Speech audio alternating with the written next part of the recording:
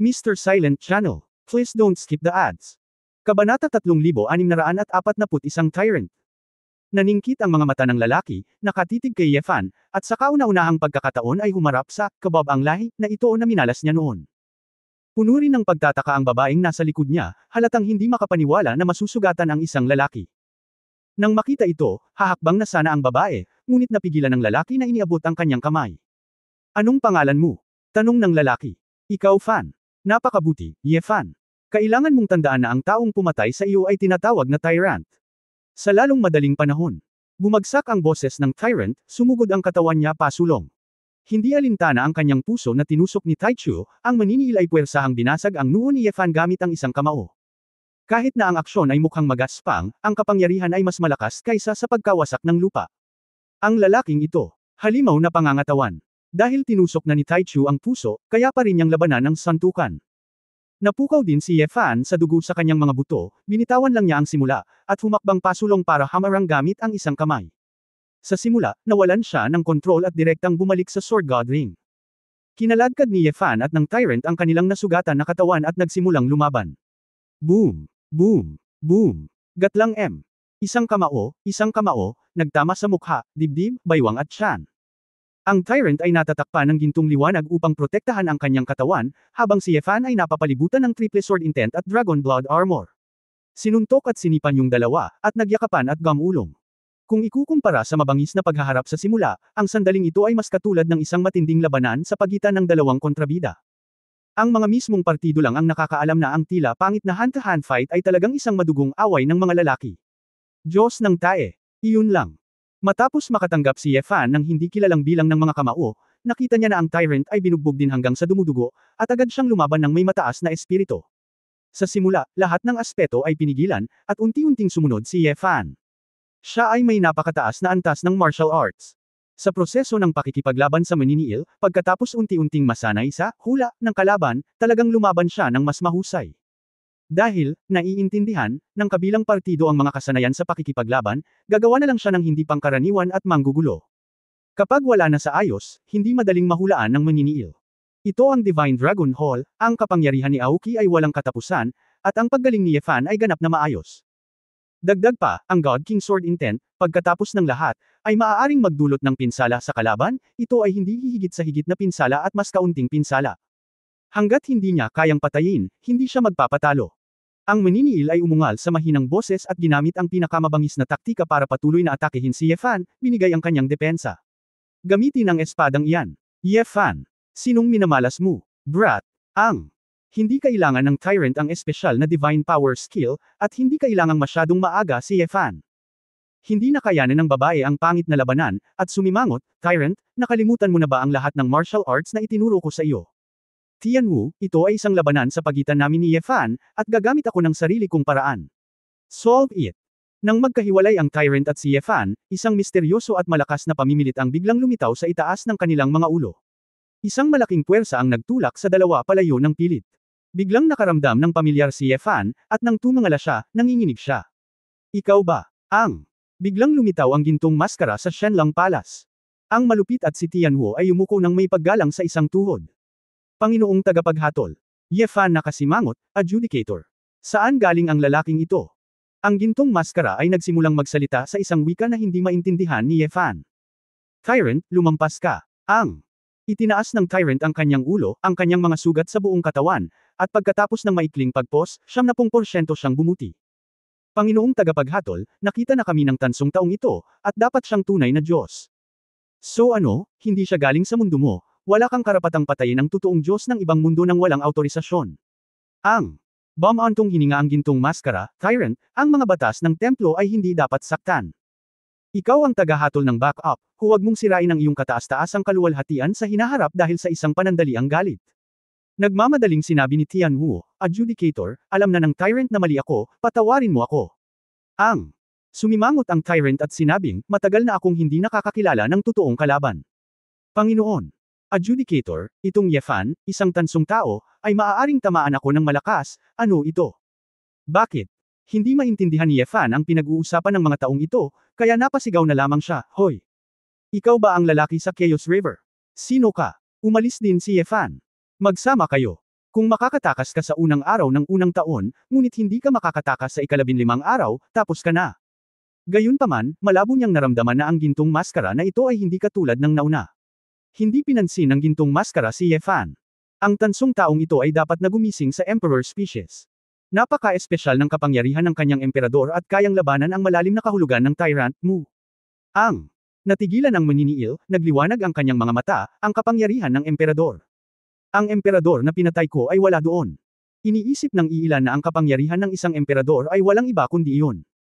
Sa harap ng iyong tyrant, ang kapangyarihan ng isang ordinaryong emperador ay talagang hindi mapigilan, ngunit maaari niyang sirain ang iyong malalim na kahulugan. Natigilan ang tyrant, sinisira ang aking malalim na kahulugan. Kawili-wili. Ang gayong makapangyarihang kapangyarihan ng emperador ay karapat-dapat sa salitang emperador. Walang saysay ang lahat. Ang mga tansong tao ay mawawasak kasama ang kanilang mundo sa malaot madali, walang pakialam na sabi ni Tian Wu. Ang tyrant ay lubhang nag-aatubili na sumulyap kay Ye Fan, sa kasamaang palad, kung siya ay ipinanganak sa Golden Human Race, siya ay magiging isang mahusay na kalaban. Kung nandoon siya, hindi rin ako. Napaka-boring ng ilang panahon. Mukhang hindi maipaliwanag si Ye Fan, anong kalokohan ang sinasabi mo? Nag-aaway pa ba kayo? Malamig na sinulyapan ni Tian Wu si Ye Fan, talagang walang alam sa papuri ang taong ito, sa tingin ba niya ay mananalo siya? Tyrant. Nang may sasabihin pa sana ang Golden Mask, nagbago ang kanyang tono, kayong mga lalaki, umalis ka agad sa Dragon Palace. Panginoon. Adjudicator, anong nangyari? Tanong ni Tyrant. Ang tagapamahala ng mundong ito ay hindi nasisiyahan sa iyong mga aksyon. Paano kung ikaw ay isang tagapamahala ng isang tansong mundo? Ikaw ay isang tagapamahala ng ating ginintoang sibilisasyon, nakangiting sabi ni Tian Wu. Stupid. Ang administrador ng mundong ito ay isang exception. Hindi na nagsalita ang Golden Mask, at puwersahang nagpakawala ng puwersa para palabasin ang Tyrant at si Tian Wu sa Dragon Palace. Kaagad na sumunod, ang mga mata sa likod ng ginintoang maskara ay tila tumingin kay Ye Fan ng may malalim na kahulugan bago mawala. Tumingin si Ye Fan sa kaliwa at kanan, nalilito. Wala na. Biglaan kaya. Sa huli ano ang nangyari? Kasabay nito, ang mga sinaunang Diyos, isang magandang mundo na nabuo ng bangkay ng isang patay na Titan. Si Lao Lin ay nakaupo sa tabi ng isang ilog kung saan ang mga ibon at bulaklak ay mabango, masayang nangingisda. Ang ginintoang maskara ay lumitaw sa likod ni Lao Lin, mahigit 10 metro ang layo, nang hindi masyadong lumalapit. Dragon Emperor, manatiling ligtas. Tumalikod si Lao Lin at ngumiti ng buong puso, Anto, bakit ka nandito? Ako ay partikular na humihingi ng paumanhin sa iyo, mangyaring huwag magkamali, ang malupit at si Tian Wu ay walang intensyon na saktan. Nilinga ni Lao Lin ang kanyang ulo at tahimik na tumingin sa ilog. Ang tagahatol, si Antu, ay naghihintay sa likuran niya. Pagkaraan ng ilang sandali, maluwag na sinabi ni Lao Lin, kung tama ang pagkakaalala ko, anak mo ang malupit na iyon, tama ba? Kabanata 3642 iniwan kita sa lamig. Natahimik sandali si Antu bago niya sinabing, oo. Hindi niya alam, nanay ka ba niya? Ang pagmamahal sa pamilya ang magpapapahina sa kanya. Siya ang ipinagmamalaki ng Golden Human Race, ang pinakadakilang mandirigma, at hindi niya kailangan ang mga inosente na ito. Ang mga tanikalan ng kahulugan. Gaano man katagal, hindi ko pa rin maintindihan ang ilan sa mga konsepto ng iyong ginintoang tao. Ngumiti si Lao Lin at sinabing, nagulat ka, maaaring saktan ng isang tansong tao ang iyong anak. Hindi lang ito sineryoso ng maniniil. Talaga. Unti-unting nawala ang ngiti sa mukha ni Lao Lin. Hindi pa nawawasak ang mundong ito, kaya, kung mayroon pang oras, hindi mo na kailangang kunin ang bangkay. Wala kang pagkakataon. Tahimik na ibinaba ni Antu ang kanyang ulo, salamat sa pagpapaalala sa Dragon Emperor, ipapaalala ko sa bata. Sinabi pagkatapos nito, ang ginintoang maskara ay ganap na nawala. Sa loob ng Dragon Palace. Hindi alam ni Ye Fan ang nangyari. Lumabas si Feng Qinglan mula sa Yantianjia at nakita ang lalaki na puno ng dugo, ang kanyang mga mata ay puno ng sakit. Ako ba ang nagdulot sa iyo ng problema? Nagmamadaling iwinagayway ni Ye Fan ang kanyang kamay, paano ito? Kaya lang may nakilala akong aso na nangangagat ng tao, wala itong kinalaman sa iyo, Lanlan. Huwag kang magsinungaling, bagamat hindi ko alam kung ano ang nangyari. Ngunit halatang pinuprotektahan mo ako. Basang-basa ang mga mata ni Feng Qinglan, at nabulunan siya sa kawalan ng ginhawa, hindi lang kita matutulungan, kundi magdudulot lang ako ng problema sa iyo.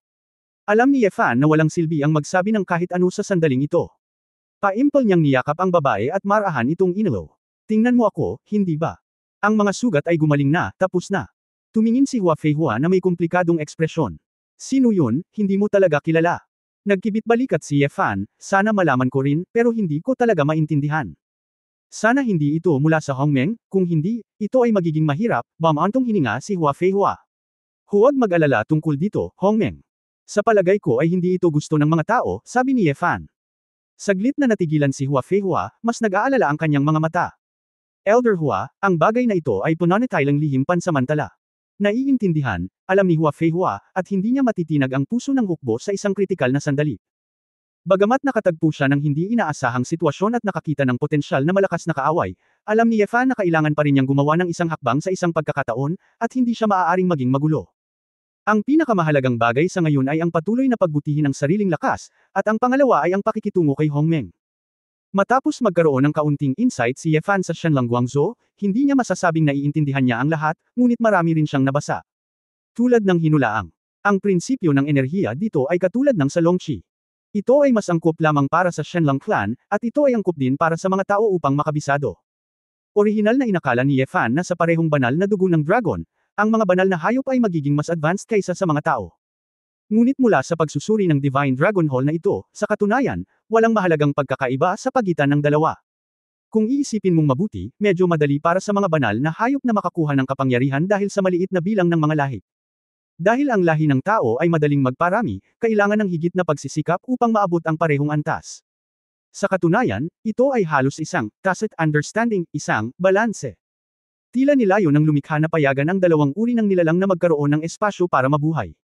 Kung ganoon ang kaso, nagkaroon ng ideya si Ye Fan at umalis sa Shenlang Palace kasama si Feng Qinglan at umuwi. Lumapit siya sa training ground at direktang pinakawalan ng Dragon Pool. Sa pamamagitan ng kanyang pinakabagong mga insight, binago ni Ye Fan si Longqi. Gawing angkop para sa mga tao ang isang Dragon Pond na naglalayon sa mga banal na hayop. Sa ganitong paraan, kahit na ang kahirapan ay lubos na nabawasan, ang kapangyarihan ng dragon na maaaring perceived ay pareho. Bagamat hindi ito maaaring gawing halimaw, hanggat makukumpleto muna ni Feng Qinglan ang karanasan ng Dragon Pond na ito, natural na makakaangkop siya sa mahirap na Dragon Pond. Lan, ilalabas ko ang Longqi sa Yantian Ring. Pagkatapos mong makapasok, maaari kang magsanay sa pagkakaiba ng oras. Ngunit kailangan ko pa ring ipaliwanag na ito ay may ilang mga panganib pagkatapos ng lahat. Naglagay si Ye Fan ng maraming espiritual na table task ng direkta kay Feng Qinglan. Kung kinakailangan, huwag maging maramo sa mga table task ng gamot, at regular akong papasok upang matiyak na ligtas ka. Para sa akin, kung kaya ko lang tumayo sa likod mo at maging mahinang babae na nangangailangan ng proteksyon mo, mas gugustuhin ko pang mamatay sa Longqi. Hindi nagatubili si Feng Qinglan, at pagkatapos dalhin ang spirit pill, diretso siyang pumasok sa Longqi. Saglit na napabuntong hininga si Ye Fan, talagang hindi alam kung magagalaw o walang magawa. Wala naman siyang pakialam, pero may pakialam ang babae, dahil ang gusto niya ay isang marangal na pag-ibig. Sa makatuwid, magagawa lamang ni Ye Fan ang kanyang makakaya para tulungan siya at suportahan siya. Pagkatapos ng maraming trabaho at away, si Ye Fan ay pagod din sa pisikal at mental. Bumalik siya sa sala at humiga sa komportableng sofa. Busy ang mga babae, at parang walang tao sa bahay. Ang mataas na altitude mansion ay sobrang tahimik. Tiningnan ni Ye Fan ang lahat ng uri ng mga high-end na kasangkapan at mga high-tech na electrical appliances sa bahay, na ang lahat ay parang panghabang buhay. Sa loob ng mahabang panahon, hindi ako nakaupo sa bahay ng tahimik, naramdaman ang hininga ng buhay. Asawa, nakabalik ka na ba? Bumalik si Nayan Rujao mula sa labas na may dalang malaking bouquet ng bulaklak sa kanyang mga braso, na may kita sa kanyang mukha ng kagalakan. Tiningnan ni Ye Fan ang kaakit-akit na babae, at nakaramdam ng panunuya. Jiao, hindi ba ako bumalik ng napakatagal at iniwan ka sa ginaw? Nalungkot ka ba? Kailan? Narinig ito ni Nayan Rujao, nanginginig ang kanyang katawan sa takot, at nagmamadali siyang pumunta kay Ye Fan. Asawa, bakit mo nasabi yan? Ngumuso si Ye Fan sa mga bulaklak, sinong lalaki ang nagbigay sa iyo ng mga bulaklak? Namutla ang magandang mukha ni Nayan Ro, at mabilis siyang umiling, hindi. Asawa, huwag masyadong mag-isip, ito ang binili ko ng babae, at plano kong itago ito sa bahay. Asawa, bihira kang bumalik, ang mga bulaklak sa bahay ay lahat ay lanta, at ang babae ay nais na alagaan ito. Sino ang tumatawag sa babae na walang silbi, walang ibang magagawa, tanging subukan mong gawing komportable ang buhay ng iyong asawa hanggat maaari. Si Ye Fan ay mukhang takot na takot, dahil sa takot sa kanyang hindi pagkakaunawaan, hindi mapigilan ni Jillian na makaramdam ng kaunting guilty. Masyadong malaki ang biro, mas madaling magseryoso ang babaeng ito. Nagmamadaling kinulong ni Ye Fan si Jillian, my good Jillian, bonibiro kita, bakit kita pagdududahan? Napagtanto noon ni Nayan Rujao, at nagpout ng sama ng loob, asawa, ang ganitong uri ng biro ay hindi maaaring gawin. Okay, never again next time. Tinapik ni Ye Fan ang balikat ng babae. Asawa, huwag mong iwan ang katawan ng babae sa hinaharap, okay. Talagang natatakot ang katawan ng babae nitong mga nakaraang buwan. Bulong ni Nayen Rujiao, ngunit direktang pumulupot kay Ye Fan, tulad ng isang kuting, na nakakapit sa mga braso ng lalaki. Nalanghap ni Ye Fan ang halimuyak, naramdaman ang lambot mula sa kanyang katawan, at ang kanyang buong katawan at isip ay lumuwag. Isang Jiao. Asawa, ito ang sala. Ano ba ang kinatatakutan mo? Sarili ko namang pamilya ang dumating, hehe. Si Nayen Rujiao ay isang ugali lamang para makipaglaro kay Ye Fan, kaya natural na hindi siya tatanggi. Makalipas ang kalahating oras, bumalik din sina Feng Yaoying at Ning Zimo mula sa labas. Nang makita ang dalawang tao sa sofa, namula sila pagkatapos ng mahabang pagkawala. Madaling baguhin ang bansa, Ning Zimo. Ang kalikasan ay mahirap baguhin. Umiling si Feng Yaoying nang nakangiti. Masyadong nahihiya si Nayenro at niyakap ng mahigpit si Ye Fan, hindi pinapansin ang kanyang mga kapatid. Si Ye Fan ay mukhang kalmado, tumalikod at ngumiti at nagsabi, Ninger, Yingying, nasaan si Prince Gao, may pag-uusapan ako sa kanya. Sigurado ka ba, gusto mong hanapin si Senior Gao ngayon? Mukhang hindi sang-ayon si A. Jiao. Hinimok ni Ning Zimo ang makipot na daan. Ako, ayos lang ako. Pagkasabik ni Nayen Rujiao sa gulat ay dali-dali itong tumayo at nagmamadaling pinulot ang kanyang damit. Talaga, oras na natin. Ngumiti ng kaakit-akit si Feng Yaoying. Ikaw, bakit mo ginagawa ito? Medyo nagsisi si Nayen Rujiao, halatang atubili na ibigay ang lalaki. Tumawa ng malakas si Ye Fan, pinapanood ang tatlong babae na naglalaro, hindi ito nakakatuwa. Matapos ang mahabang panahon na hindi nakakasama ang mga babae sa loob ng ilang oras, nakipag-ugnayan si Ye Fan kay Prince Gao. Kasabay nito, si Su Qingzhou, kasama sina Ling Yuwei, Xu Lingshan at iba pang kababaihan, ay bumalik din mula sa punong tanggapan ng Human Alliance. Naramdaman ni Ye Fan na tungkol sa malupit at gininto ang maskara, mas mabuting talakayin ito sa taong pinakamalapit sa kanya ng pribado. Upang maiwasan ang mga hindi inaasahang problema sa hinaharap, ang mga kababaihan ay hindi psikolohikal na handa. Tungkol naman kay Prinsipe Gao, kung tutusin, marami siyang kaalaman at maaaring may alam. Kabanata 3643 Sheriff-Field. Nagsimula ang isang pansamantalang maliit na pulong sa cafe ni Bai Chenluo sa Yantianjia. Simula nang bumalik si Ye Fan, ang buong pamilya ay talagang walang oras na maupo at makipag-chat ng magkasama. Ang apat na panahon sa Yantian Ring ay parang tagsibol. Sa sandaling ito, mainit ang araw at komportable ang simoy ng hangin. Kaakibat ng pagkakaiba ng oras, hindi mag-aalala ang lahat. Pagkatapos magpalipas ng isang hapon dito, magkakaroon ng malaking pagbabago sa labas. Wow! Ito si Emperor Xuanyuan at Qi Yu. Emperor yan. Tiningnan ni Wuyek ang group photo sa bar, sobrang inggit, ngunit sa kasamaang palad ay hindi niya ito nakita. Halos kapareho ito ng estatwa ni Ji Xuanyuan sa Honghuang, ngunit wala itong gwapong master. Komento ng Candlelight na nakasuporta sa baba. Tama, hindi siya kasing gwapo ni Kuya Ye Fan. Tumanggo si Shi Lanyo na tumutusok sa kanin. Nakikita mo ba si Pan An sa mga mata ng magkasintahan?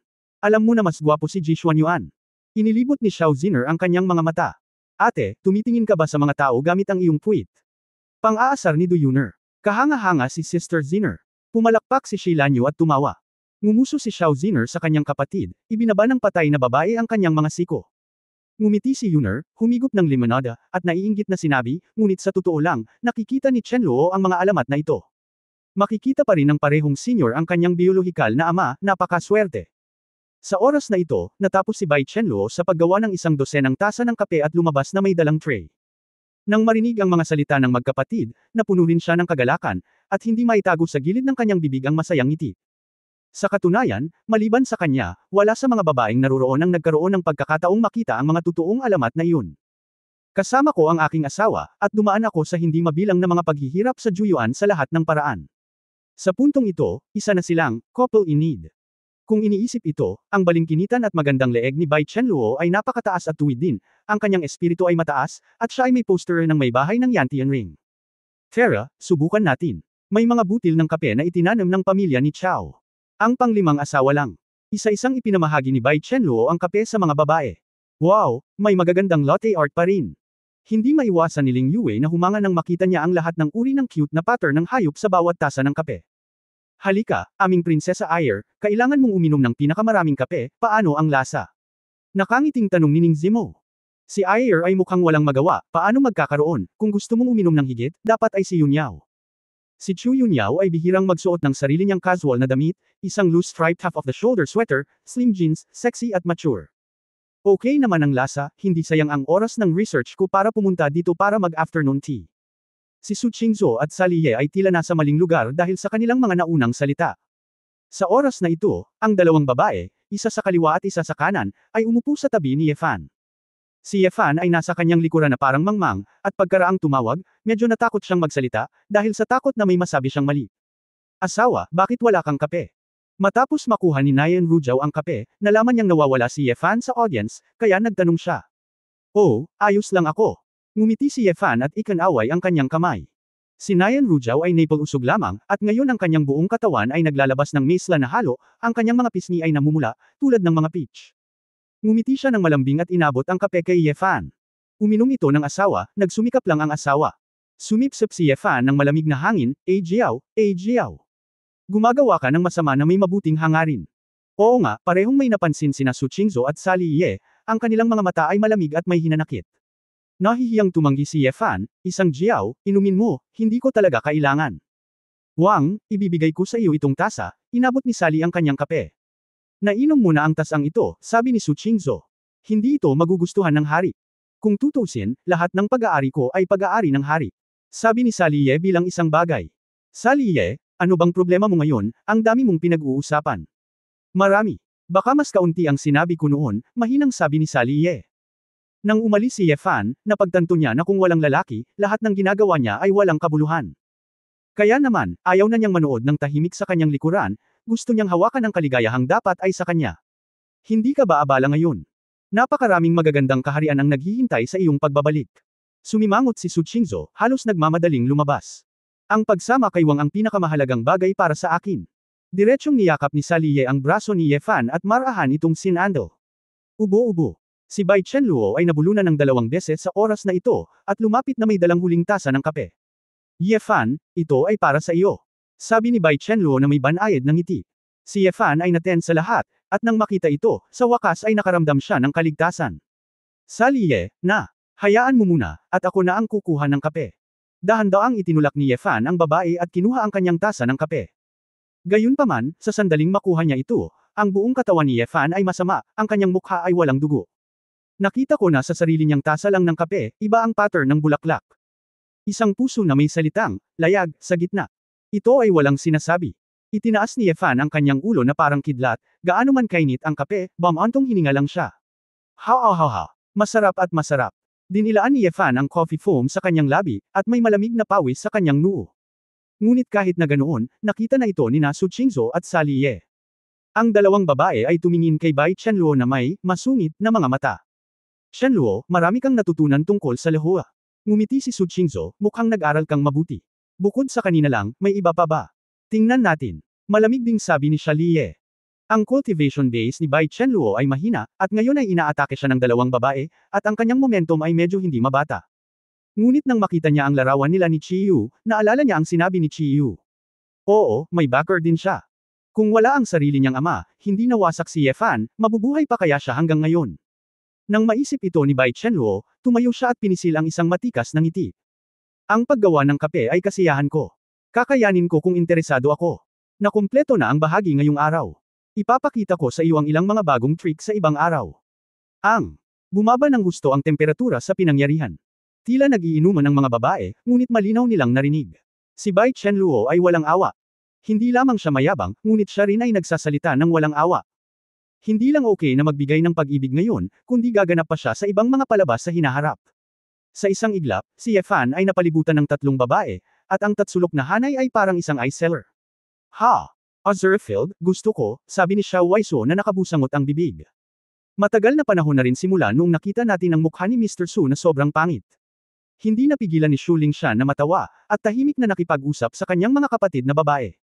Natuwa at nag-aalala si Feng Yaoying, itong Chen Luo. Mukhang hindi malambot na persimmon. Sigurado iyan, anak siya ni Emperor Qi Yu, at siya ay certified ni Tang Yuan, kaya hindi mababa ang background niya.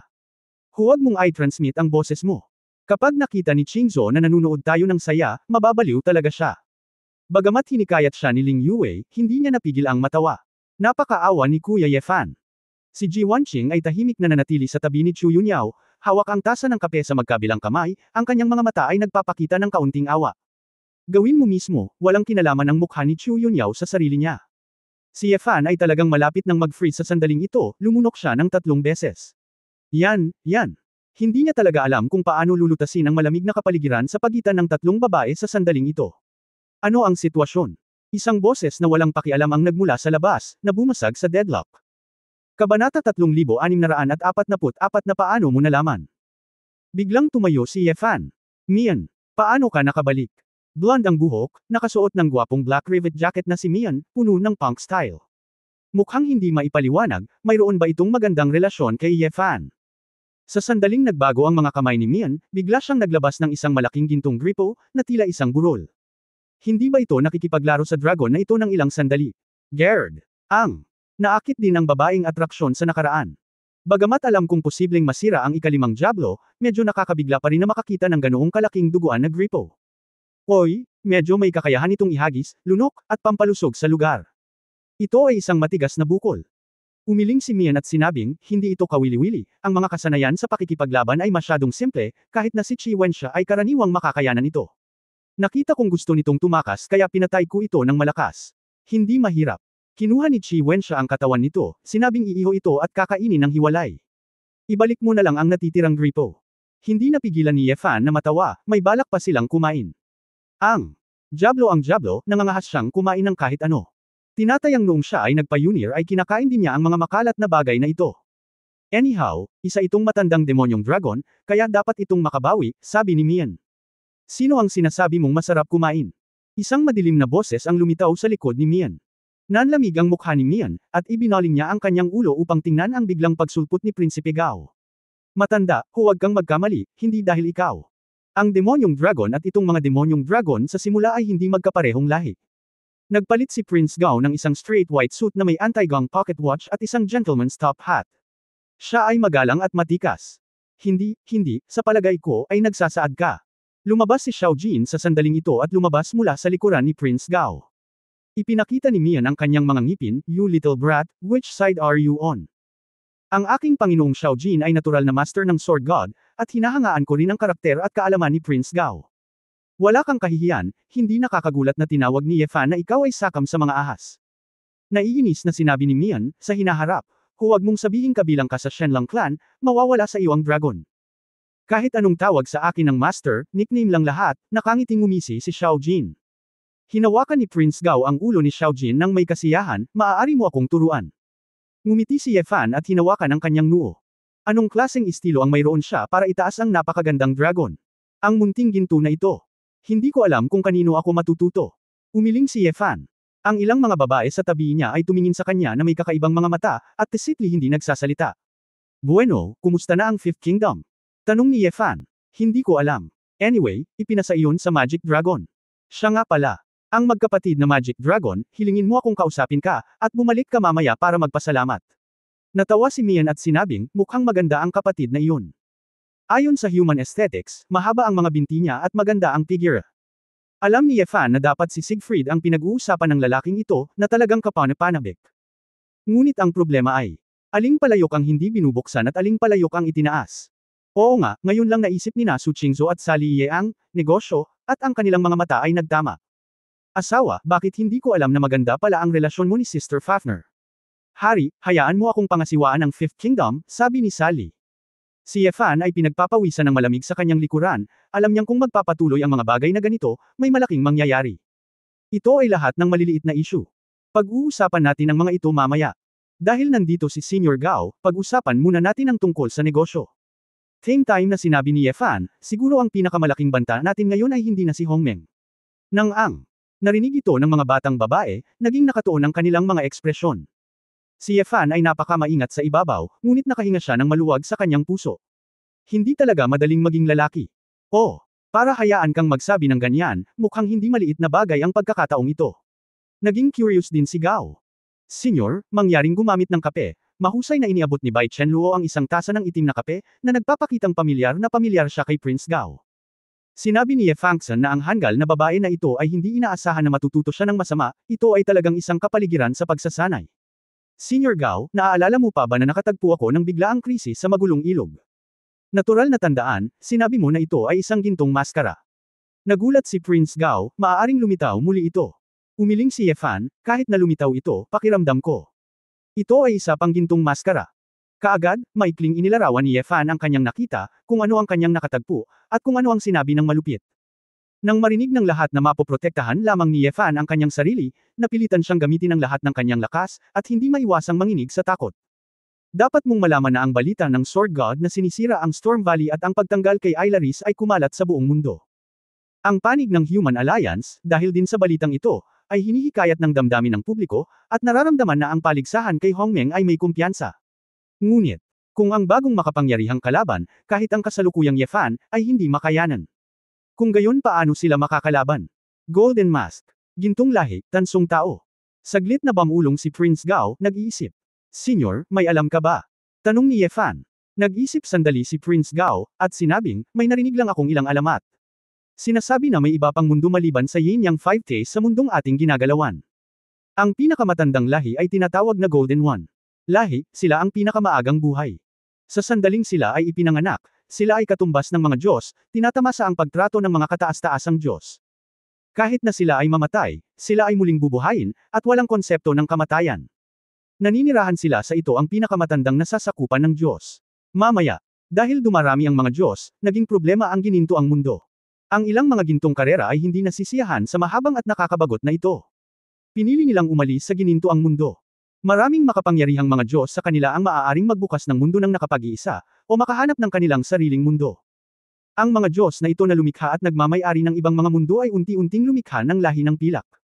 Ang lahi ng pilak ay mamamatay, ngunit ang kaluluwa ay hindi mawawala. Pagkatapos ng lahat, kahit na sila ay mahina, sila pa rin ang mga inapo ng mga Diyos. Ang ilang mga pilak na mundo ay may sapat na kapangyarihan upang labanan ang gininto ang mundo, at sila ay mananatili sa mahabang panahon at hindi mawawasak. Kung tungkol sa pinakasukdulan, ito ay ang Bronze World, na sa pangkalahatan ay isang mundo na hindi minamaliit ng Golden Race at kulang sa mga mapagkukunan. Ang tansong mundo ay hindi sinasadyang nilikha ng mga Diyos, ngunit ipinanganak mula sa kaguluhan, na may hindi mabilang na laki. Iba't ibang mga mundo. Sa mga mundong ito, lumilitaw ang buhay sa ilang bahagi, habang ang iba ay hindi maisip. Ang lahat ay nakasalalay sa swerte. Ito ay tiyak na dahil sa kakulangan ng biyaya ng Diyos na ang lahi ng tanso ay patuloy na mawawasak at muling ipanganak. Narinig ito ng lahat. Si Mian din ang unang beses kong narinig. Matanda, paano mo nalaman ito? Kabanata 3645 kung ito ay totoo. Sinabi ni Prinsipe Gao, iyan ang mga pahiwatig na nakita namin mula sa natitirang mga pahiwatig pagkatapos ng pagkawasak at muling pagsilang ng Demon Dragon Clan sa simula pa lang. Kabilang ang nakaraang Demon Dragon Emperor, binanggit ko rin ang ilan, pagkatapos ng lahat, ang Demon Dragon ng Emperador ay may pananagutan sa pagsira sa mundo mula sa henerasyon hanggang sa henerasyon, at mayroong ilang impormasyon na ipinasa. Kaya lang kasi walang conclusive evidence kaya hindi na pinansin ng matanda. Kung nakita ito ni Yefan, ang mga taong iyon ay talagang isang gintong lahi, ngunit lubos na mauunawaan kung bakit ito napakalakas. Nakakatwira na sa kaharian ng mga tunay na Diyos, makikita mo ang ganap na simula, at ang gintong lahi ay ipinanganak bilang isang tunay na Diyos. Marahil ito ang dahilan, makikita mo sila, at hindi ito nakikita ng iba. Sumimangot si Yefan, pero senyor, hindi mo ba napansin ang gintong maskara sa magulong ilog? Sinabi ni Gao, huwag kalimutan, ang layunin ng espada ng iyong emperador ay pareho sa iba. Iba. Ang nakikita mo ay higit pa sa karaniwang tunay na Diyos. Marahil ang gintong lahi ay hindi nilayon na makita mo ito, ngunit mayroon kang ganoong kakayahan, at hindi nila ito inaasahan. Kung hindi, ang pagkakaroon ng gintong lahi ay hindi magiging napakahiwaga, paano ito makikita ng ilang tunay na Diyos? Kung totoo ang sinabi ng nakatatanda, kung gayon mayroong higit sa 10 milyon sa mundo ng tanso, at ang gintong karera ay imposible ring mapunta sa ilang mga mundo ng madalas. Siguro ang lokasyon ng Shenlong Palace ay napaka-espesyal, asawa, dalawa lang sa kanila ang nakilala mo, sabi ni Su Qingzhou. Sinabi ni Sali Ye, dahil lahat sila ay mga nilalang na lumilitaw sa kaguluhan, paano mo masasabi ang tungkol sa mataas o mababa? Kaya lang na ang gintong lahi ay lumitaw ng maaga at likas na malakas. Tama, maaari tayong maging tunay na mga Diyos sa pamamagitan ng ating sariling pagsisikap, ano ang kamanghamanghang mga ito? Hindi ba yun ang ninuno ng ikalawang henerasyon? Napuno ng pananibik ang mukha ni Xiao Ziner, kung muling lumitaw, tingnan natin kung hindi ko sila susunugan hanggang mamatay. How dare you attack Qinglan? Ate, kapag naabot mo na ang kaharian ng mga tunay na Diyos magkakaroon ka ng lakas na lumaban. Mapait na ngumiti si Du Yuner. Hindi, pwede kang mag-practice. Ano ang kinakatakutan mo? Hindi ka matatalo sa momentum. Sabi ni Xiao Ziner. Agad na tinuro ni Mian si Xiao Ziner, girl. Magsalita ka, Mian ye I love to hear it. That's the truth. Don't care about his gold and silver, just do it. Tumawa si Shilanyo, Ziner nahanap na ng kapatid ko ang kanyang kaibigan sa dibdib. Sumimangot si Xiao Ziner sa disgust, anong bosom friend, ang panganay na miss na ito ay matapang at maparaan, hindi ang uri ng padalos-dalos na tao. Mabahong babae. Sinong tinatawag mong Rash? Sige, paikot-ikot na sabi ni Xiao Waisu, hindi mo na dapat isipin ang lahat, bakit may gustong gawin ang tyrant na iyon sa Qinglan? Ano pa nga ba ang dahilan, matutuwa ako kapag nakita mo na. Masamang ngumiti ang Candlelight at sinabing, kung ako iyon, kapag nakita ko ang kagandahang nagustuhan ko, iisipin ko rin iyon. Sinabi ni Shu Lingshan, hindi kaya dahil dito. Nagkataon lang. Kung hindi ka makikialam, parang nawawala, si Qinglan. Tumango si Ye Fan, oo, mukhang may ginawa ang lalaking iyon kay Qinglan, at unti-unting naging transparent si Qinglan, ngunit wala siyang napansin. Ito ay dapat na ito ay isang paglilipat ng espasyo para sa mga sangkap ng enerhiya, ngunit dahil ang dimensyon ng kapangyarihang ito ay mas mataas kaysa sa ketulusan ni Qinglan, hindi niya ito maiintindihan. Ano ang ibig mong sabihin, Sister Yunyao, Wu Yechuan, at iba pa? Ay pawang mga curious na sanggol. Napabuntong hininga si Chu Yunyao at gumamit ng bracelet sa kanyang pulso para maglabas ng maliit na holographic na imahe. Ang imahe ay ginaya at naging isang langgam, gumagapang sa isang tablet. Kapag ang langgam ay umakyat sa ibabaw ng tabla, kung ibabalik natin ang tabla. Ang langgam ay nakarating sa espasyo sa ibaba, ngunit para sa langgam mismo, hindi nito napagtanto kung nasaan ito. Nagbago. Natigilan ang lahat. Ibig sabihin, gustong ipadala ng malupit na iyon si Qinglan sa kanilang mundo, at hindi niya alam. Kung hindi dahil sa presensya ng kanyang asawa, baka biglang nawala si Qinglan. Takot. Tumango si Prince Gao, ang mas mataas na antas ng mundo na nakikita ng mga tunay na Diyos ay ang katotohanan. Ito, parang medyo katulad ng kwento ni I.O., ungol ni Ji Wanqing. Sino si I.O.? Tanong ng kandila. Sinabi ni Chu Yunyao, ito ay isang alamat ng kanluranin sa lupa, isang magandang babae na nakita ng Diyos na haring si Zeus. Sinubukan ni Zeus ang kanyang makakaya na tanggayin siya, at natuklasan ng kanyang asawa. Para makapagtago, ginawa niyang ina si I.O. Baka, kahit na ito ay isang gawa-gawa lamang, mayroong isang bagay na katulad nito. Diyos, inalis ang mga mortal, at ang mga mortal ay nawala. Totoo, sa pagkakataong ito, pilit ding inalis ng tyrant si Qing Lan. Galit na sabi ni Feng Yaoying. Nag-isip si Su Qingzhou, paano kung totoo ang mito? Lahat ng babae ay tumingin sa kanya na may iba't ibang ekspresyon. Qingzhou, anong ibig mong sabihin? Sinabi ni Ling Yue na may gusot na mukha, nakita na natin ang buong eroplano, maniniwala pa ba tayo sa mga alamat sa Earth? Sinabi ni Su Qingzhou, nakita mo na si Jishuan Yuan, Chiyo. Kasama si Emperor Yan, ang asawa ko ay nakakita rin ng napakaraming maalamat na Diyos, paanong hindi paniniwalaan ang mito? Kung sasabihin natin na ang mito ni Zeus at I.O. ay talagang isang insidente kung saan inalis ng gintong lahi ang mga tansong tao, makatuwiran. Ito ba? Gayon din, maraming mga Panginoon at makapangyarihang divine beast ang biglang nawala. Bagaman marami ang pumunta sa Juyuan, sa palagay ko ay hindi maitatanggi na ang ilan ay nakatagpo ng mga karera ng ginto at pilak. Prinsipe Gao sa oras na ito, tumango siya, oo, naisip din ito ng haring ito. Mula noong sinaunang panahon, napakaraming malalakas na tao, at nawala sila ng walang dahilan.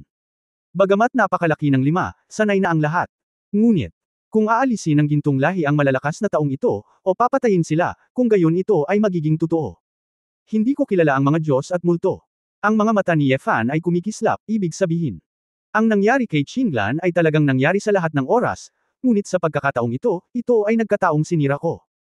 Ang templo ng dragon ay napaka-espesyal, tulad ng Dragon Pond, ito ay isang pag-iral na mas mataas kaysa sa Azure Dragon. Maging ang gintong lahi ay maaaring hindi lubos na maunawaan ang misteryo ng Dragon Palace. Kung ang Dragon Palace ay isang karaniwang mapagkukunan, anumang lahi ay maaaring pumasok dito. Kung gayon, ang posibilidad na makatagpo ng mga karera ng ginto at pilak sa Divine Dragon Hall ay mas mataas kaysa sa ibang mga lugar. Sinuri ni Prince Gao. Ngunit hindi ba't si Qinglong lamang ang maaaring makapasok sa Dragon Palace? Ang aking asawa ay sapilitang pinapasok ng batas ng emperador, kaya ano ang kanilang inaasahan para sa mga maniniil? Tanong ni Ning Zimo.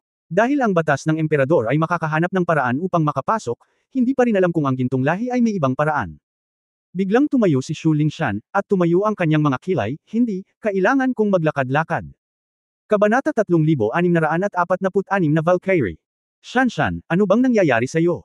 Tanong ni Feng Yaoying na may pag-aalala. Ano sa tingin ko, paano ako magagalit? Bakit ang mga gintong karerang iyon ay nahilig sa mga babae at direktang kinukuha? Ito ang tinatawag na Diyos na lahi. Ang tinatawag na advanced na lahi. Sila ay simpleng mga tulisan. Ito ay katulad ng pagnanakaw ng mga babae sa kalye. Ano ang pagkakaiba? Mapait na ngumiti si Ayer, sa kanilang opinyon, karangalan naming makita kaming mga tansong tao. Nakakatawa na ang ganitong lahi ay nabubuhay sa isang mundo na walang hanggan. Sinabi ni Su Qingzhou, huwag masyadong mag-alala, lahat, ngayon kailangan pa nating tumuon kay Hongmeng. Kung ano ang nangyari sa Golden Race ay hindi pa rin napagdesisyonan. Kung talagang maghayganti, magagamit lang natin ang mga sundalo para harangin ito. Tumanggo ang mga babae, alam nilang ito lang ang tanging paraan para sa ngayon. Oras na, titingnan ko ang sitwasyon ni Qinglan. Inilabas ni Ye Fan ang bersyon ng Dragon Pool ng Dragon Palace at naramdaman ito. Nalaman ko na kahit na medyo magulo si Feng Qinglan, ngunit walang panganib sa kanyang buhay, gumaan ang pakiramdam ko. Ye Fan, pwede ba akong pumasok at subukan itong Dragon Pond? Umaasang sinabi ni Ling Yue, hindi rin ako bloodline ng dragon, maaari ba akong umasa dito para magising ang bloodline? Hindi napigilan ni Ye Fan na matawa, Wei, ano sa palagay mo? Ano? Kahit patakbuhin sila nina Elder Hua at Ji Pao, hindi ko sila papasukin. Dahil kailangan ni Long Qi ng mataas na antas ng pag-unawa sa dugo ng dragon, at maaaring bigyan ng prioridad ni Qinglan ang karanasan dahil sa galit ni Qinglong. Sa totoo lang Feng Xiaotian, maaari mong subukang pumasok sa isang mahirap na dragon pool, ngunit ang matandang lalaki na iyon. Gusto ang mainit na ulo ng kanyang asawa at mga anak. Nang marinig ito ni Ling Yue, kinailangan niyang sumuko, okay. Mukhang mapag-aaralan ko lang ang kiman ng puso ko. Tapos na ang formation. Asawa, kung dumating muli ang malupit, ano ang dapat nating gawin? Manatili tayo sa asawa. Mukhang kinakabahan si Nayan Rujiao. Jiao, naghahanap ka lang ba ng dahilan para manatili sa iyong asawa? Hindi napigilan ni Ning Zimo na matawa. Namula ang mukha ni Nayan Rujiao, hindi ako magaling sa anumang bagay, bakit hindi ako manatili at magtrabaho sa cafe ni Chen Luo? Kung wala ang lahat ng babae, gusto ni Ye Fan na yakapin si Nayan Rujiao at mahalin siya. Nakakadismaya masyado. Jiao, huwag kang mag-alala, kung ang maniniil ay maglakas loob na bumalik. Naikuyong ni Ye Fan ang kanyang mga kamao, ang kanyang mga mata ay determinadong nagsabi, pasasabugan ko siya. Boom! Isang mapangwasak na pagsabog, isang planeta na pinangungunahan ng mataas na lakas na crystal ore ang biglang sumabog. Ang malupit, na walang sando at hinubad ang kanyang sandata sa labanan, ay binawi ang kanyang kamao. Maraming gintong mamahaling barko sa pagmimina ang sumugod upang mangolekta ng hindi mabilang na mahahalagang ores. Panginoong Tyrant, lubos akong nagpapasalamat na handa kang tulungan kami sa pagmimina ng mga minahan ng kristal. Sa isang kamao, mapapantayan mo ang aming 10 taon ng trabaho. Ang matabang lalaki na may malaking tiyan at natatakpan ng lahat ng uri ng mga batong hiyas ay bumuo kay Siyang, na nakangisi sa likuran. Hindi ko alam kung saan nanggaling ang swerte ngayon. Ang malupit na nawala ng ilang panahon ay bumalik sa sarili niyang minahan. Minsan, ang malupit, bilang isang ulila, ay nagtrabaho ng gusto sa kanilang mga minahan. Dahil sa malupit na pangangatawan, nakakahukay ito ng maraming magugulong lugar ng pagmimina, kaya isa itong makinang kumikita ng pera na gusto ng amo. Sa kanyang paglaki, ang malupit na unti-unting nagpahayag ng kanyang talento sa pakikipaglaban ay naging isang tyrant sa industriya ng pagmimina. Sa isang labanan sa arena, ang tyrant ay pinabura ng numero 1 babaeng powerhouse sa mundo, ang Valkyrie goddess na si Tian Wu. Simula noon, ang maniniil ay naging disipulo ni Tian Wu, mabilis na umuunlad, unti-unting umuusad patungo sa landas ng numero 1 master sa mundo. Bagamat nawala ng may-ari ng minahan ang cash cow ng tyrant, hindi siya nang ahas na magkaroon ng anumang init ng ulo. Sa hindi inaasahang pagkakataon, makalipas ang ilang panahon, talagang bumalik sa minahan ang maniniil at sinabing tutulungan niya silang magmina ng ilang minahan. Ang pagmimina ay hindi mas mahusay kaysa sa pakikipaglaban. Upang matiyak ang integridad at pagka-orihinal ng mga mineral, walang enerhiya ang maaaring gamitin, tanging pisikal na pag-atake ang maaaring gamitin. Ang mga pangkalahatang minero ay kailangang gumamit ng mecha o pinahusay na baluti, ngunit ang mga tyrant ay hindi nangangailangan ng anuman. Sa isang kamao, maaari mong direktang pasabugan ang pinakamahirap na minahan ng mga planetang napakalakas. Sa pagmamasid sa pag-akyat ng produksyon, natural na masaya ang may-ari ng minahan. Mining, tinawag ng maniniil ang pangalan ng may-ari ng minahan. Narito ang kontrabida, ano ang utos ng malupit? Ngumisi si Mining. Sapat na ba ang lakas ko? Siyempre. Ikaw ang numero 1 powerhouse sa ating universo. Ang pinuno ng gintong lahi. Ikaw ang tagahatol ng templo, hindi ba halata? Ngumisi ng malupit. Talaga. Napatingin siya sa kamao niya. Ngunit bakit, ang aking kamao, kahit isang tansong tao, ay hindi maaaring sabog? Natarante si Mining, sa pag-aakalang mali ang narinig niya. Paano ito posible? Mga tansong tao, hindi ba iyon isang mabilis na alitap-tap, isang mababang buhay na mas mababa sa mga surot ng gintong sibilisasyon? Lord Tyrant, ang tansong tao na sinasabi mo, pangalan, ba ito ng isang master? Malamig na sumulyap sa kanya si Tyrant, ang mga mata nito ay parang kakainin ng tao. Sa sobrang takot ni Mining ay lumuhad siya. Alam ng kontrabida na mali ito. Mali ang sinabi ng kontrabida. Sa sandaling ito, lumitaw ang isang holographic image communication sa harap ng tyrant. Ang sexy at kaakit-akit na si Tianwu, na nakasuot ng pula at itim na baluti, ay mukhang seryoso at mayabang. Tyrant, bakit hindi ka dumalo sa Golden Roulette meeting? Saan ka nagpunta? Nasa Macan Starfield ako. Mining area. Bumalik ka doon. Sumimangot si Tianwu, at pagkatapos ng kaunting pag-iisip, naunawaan niya kung bakit.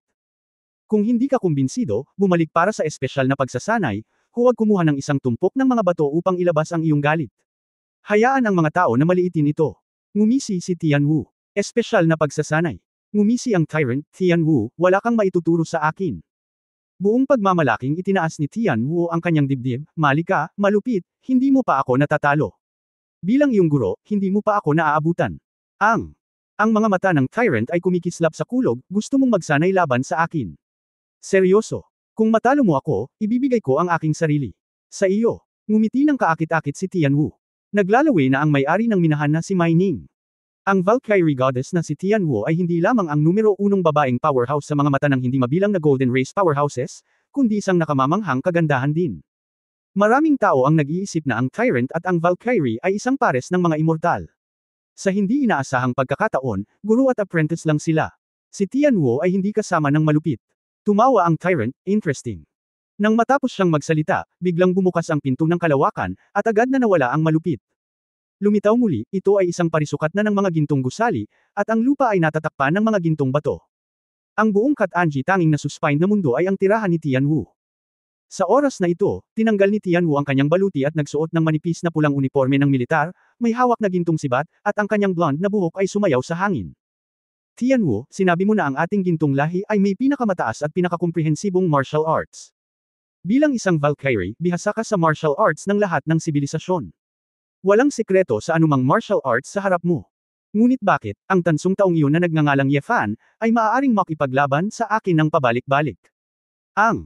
Ang malupit ay may mga pagdududa sa kanyang puso, ngunit hindi sa kanyang sarili, ngunit sa gurong ito na nagpabaligtad sa lahat ng nabubuhay na nilalang. Kabanata 3647. Malamig na sinabi ni Tianwu, una sa lahat, ikaw pa rin ang may kapangyarihan sa labanang iyon, at ang martial skills ng kalaban ay hindi kasing husay ng sa iyo. Siya ay umaasa sa bilang ng mga paraan upang maabala ang nakagawian. Bagamat maaari niyang guluhin ang sitwasyon sa maikling panahon, ito ay magbubunyag din ng higit pang mga pagkukulang. Hanggat tumagal ito, ang dami niyang butas, matatalo siya ng tuluyan sa iyo.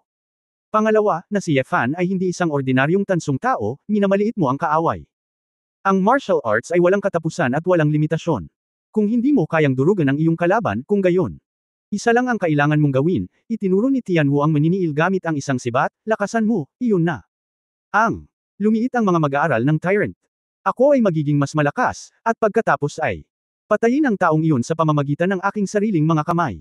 Nagpakita ng ligaw ang mga mata ni Tianwu, at ngumiti siya ng kaakit-akit, kung gayon, manalo muna ako at pag-aari mo ako. Huminga ng malalim ang Tyrant, parang susugod na siya get out the beast. Sa dagandong, ang master at ang apprentice ay kumikislap sa gitna, sumuntok at nagsibat, nag-aaway sa isa't isa. Keng! Ang Metal Symphony ay tumusok sa kalangitan. Isang malaking open space ang bagong bukas sa Yantian Ring. Ang estado ng katawan ni Ye Fan at Qinglong na si Mian, batay lamang sa laman at husay, ay nagkaroon ng daan-daang round ng paghaharap. Si Ye Fan ay may napakalakas na memorya. Matapos muling ukit at pag-aralan ang ilan sa mga martial arts na ginamit ng Tyrant, gumamit siya ng sariling pamamaraan upang maisiguro ito.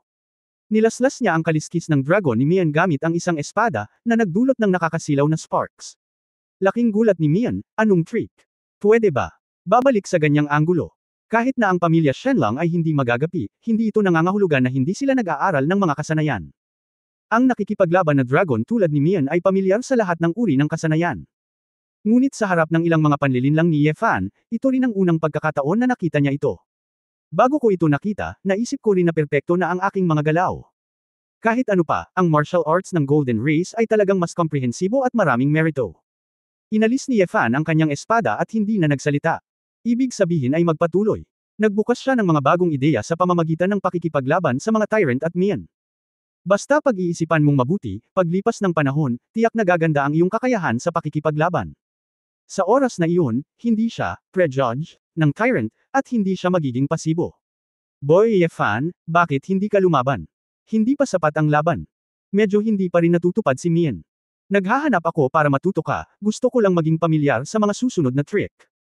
Ngayong naabot na ang layunin, kung gusto mong umunlad, mahahanap mo si Prince Gao. Hinahanap mo ba yung matandang yun?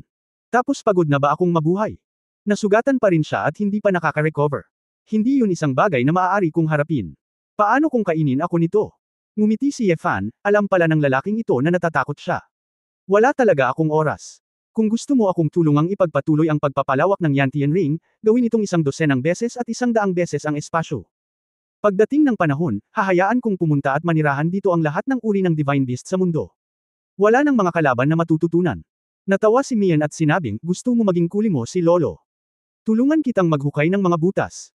Mian Ye, wala akong kaparehong kaalaman sa iyo, alang-alang sa pagpapaalis mo sa akin, tutulungan kitang lumawak kapag may oras ka.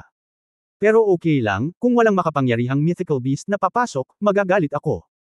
Tinapik ni Ye Fan ang kanyang dibdib at tiniyak, huwag kang mag-alala, tatawagan ko ang patriarch ng angkan ng Vermilion Bird. Kawili-wili. Tama. Patriarch ni Suzuko. Pwede na yan. Ngumiti si Mian Longhaha. Si Ye Fan ay lihim ng inisyon sa kanyang puso, si Zhu Wansha. Ikaw ay isang matandang pabo, hahanapin kita kapag lumingon ako. Sa katunayan, sa lakas ni Mian, maaaring hindi nito matulungan si Zhu Wansha. Sa ganitong paraan, hindi ka dapat matakot sa isang 5 Tribulation Blue Dragon. Ngunit ang problema ay si Mian, itong nakikipaglaban na baliw, ay guguluhin si Zhu Wansha, at kasama si Prince Gao dito, si Zhu Wansha ay hindi nang ahas na maging mapangahas. Mga lalaki, kailangan na ninyong umalis. Pumunta sa na Hongmeng. Si Prince Gao ay lumitaw sa likod ni Ye Fan, at alam din niya ang tungkol sa paparating na 8-door competition. Oo, ano ang tingin mo sa mga nakatatanda? Tanong ni Ye Fan. Wala akong ideya, pero, may payo. Ano? Ang buhay ang pinakamahalagang bagay, makahulugang sinabi ni Gao, napakabata mo pa. Natigilan si Ye Fan saglit, pagkatapos ay tumawa, salamat sa pagpapaalala sa akin, nakatatanda, ayoko pang mamatay kung kaya kong mabuhay. Sinabi ito ni Prinsipe Gao, ngunit binago niya talaga ang kanyang direksyon para sabihin sa kanya sa pagkakataong ito, hindi nakikilos si Prinsipe Gao. Sa pagitan nila, may utang na sila sa isa't isa. Hindi banggitin na ang mga pinsala ni Gao ay hindi gumaling, ang siyam na kalamidad ng Qinglong Green, hindi ito mapapantayin. Alam din ni Ye Fan na hindi siya kalaban, ngunit sa kanyang opinyon, hindi kaaway si Lu. Ito. Hindi si Lu ang gustong salakayin ng ligaw, kundi ang insensitive at aloof na mga tao ni Hongmeng. Umalis sa ring, pumunta si Ye Fan sa punong tanggapan ng Humanity Alliance. Ang mga taong dumalo sa 8-door competition ay nagtipon-tipon na lahat. May pinag-uusapan ng isang grupo ng mga tao, at seryoso ang kanilang mga mukha. Ano na naman ang nangyari? Seeing na hindi tama ang kapaligiran, tanong ni Ye Fan. Ikaw ba ang Diyos ng espada? Isang nakapiring na lalaking nakaitim ang bumaling sa kanyang ulo. Asawa, ito si Ayu, ang bodyguard ni Miss Jian Yuzo. Alam ko, ang ampon ni Jian Zizai, ngumiti si Ye Fan. Kasi naman, nabanggit niya yun kapag nakikipag-chat siya. Ang pag-iisip ng pagiging ampon na anak ng isang kaibigan ay naging magiliw sa kanya. Huwag mong tawagin ang adoptive father ko sa pangalan niya. Si Ayu ay labis na hindi nasisiyahan. Hindi rin nagalit si Ye Fan, ang iyong adopted father ay nakikipag-usap sa aking mga kaedad, bakit hindi kita matawagan sa iyong pangalan? Ano? Kalokohan ang sinasabi mo. Ang aking adopted father ay pumunta na sa Juyuan, paano ka, ikaw ay isang itim na tao. Si Wu Jio, dahil hindi niya makontrol ang apoy ng demonyo sa kanyang katawan, ay hindi kinukonsinti ng grupong etniko, at pinabayaan pa nga.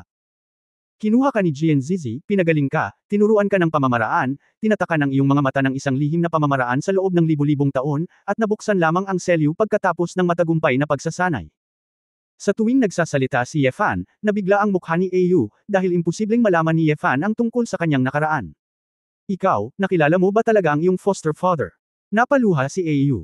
Buhay pa ang Demon Emperor sa ilalim ng Juyuan, at namimiss ka rin niya. Tinapik ni Ye Fan ang balikat ni Ayu.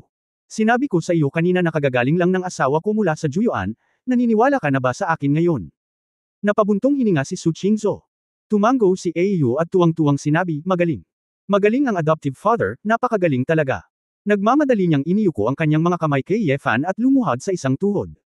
Uncle Sword God. Hiniling sa akin ni Miss na sabihin sa iyo ng maaga na magkakaroon ng ambush sa gitna ng engranding kompetisyon na ito ng 8 gate ng Hongmeng.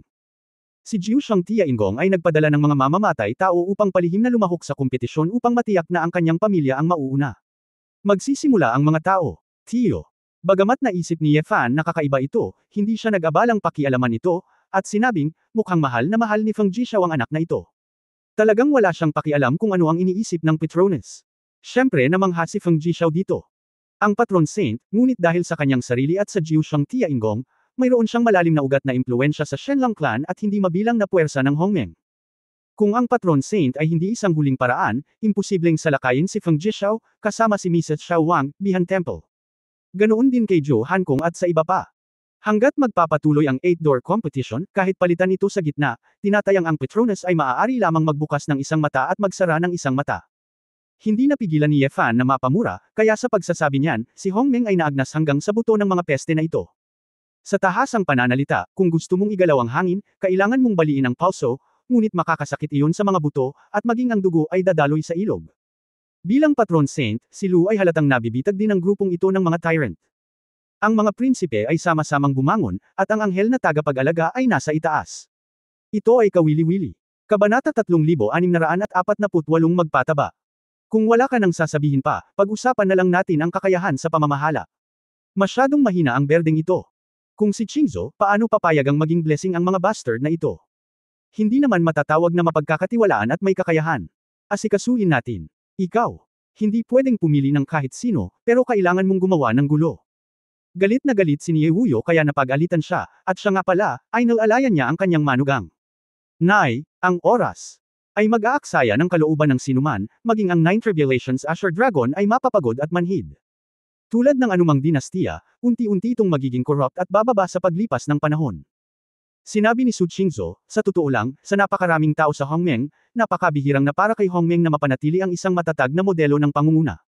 Hindi ako sang-ayon dito. Si Xiao Ziner ay hindi kumbinsido. Ate, isang grupo ng mga matandang halimaw. Maliban sa Nine Tribulations Azure Dragon, sino ang maglalakas loob na sabihin na ito ay ganap na masusugpo? Sabi ni Du Yuner. Hindi inaalis ni Levi ang mga bird-ugong ito. Sa isang banda, ito ay kabaitan, ngunit sa kabilang banda, ito ay malupit sa mga ligaw na nilalang. Sinabi ni Ye Longyuan ang may habag, ito ay talagang napakahina, marahil ito ay malakas, ngunit ito ay hindi isang hari.